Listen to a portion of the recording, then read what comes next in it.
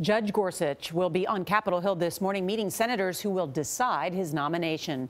Gorsuch will need to get past Senate Democrats who are still furious that Republicans blocked Judge Merrick Garland's Supreme Court nomination for 293 days. Nancy Cordes is on Capitol Hill with the brewing fight. Nancy, good morning.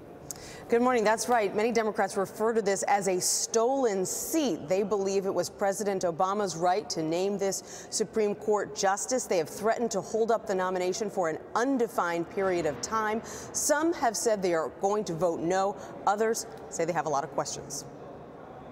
I have very deep, serious concerns as to whether he is in the mainstream. Like many Senate Democrats, Connecticut's Dick Blumenthal expressed skepticism last night, but not outright opposition. I'm troubled by his stance on privacy rights, particularly women's health care, worker and consumer protections, public health and safety.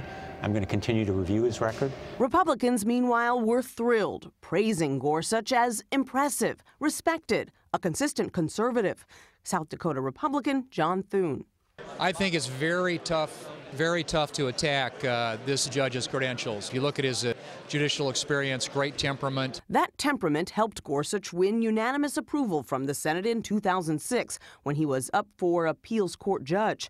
Among those who did not oppose his nomination, then Senators Barack Obama, Hillary Clinton, Joe Biden, and the current Democratic leader, Chuck Schumer, who has said for weeks he has one key criteria. Nominate a mainstream person, not someone way out of the mainstream. If they're out of the mainstream and wouldn't garner bipartisan support, yeah, we're going to fight that nominee tooth and nail. But last night, Schumer said, I have very serious doubts about Judge Gorsuch's ability to meet this standard. Today I am nominating Chief Judge Merrick Garland.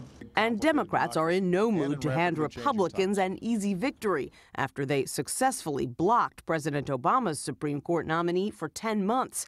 Republican leader Mitch McConnell insists it's apples and oranges. This is the beginning of a four-year term. This is not in the middle of a presidential election. It takes 60 votes to confirm a Supreme Court judge, but Republicans have left the option open to knock that down to 51, to blow up the filibuster depending on how long Democrats stall. They view that as a last resort, though, Charlie, because it could come back to bite Republicans when they're in the minority. Thanks, Nancy.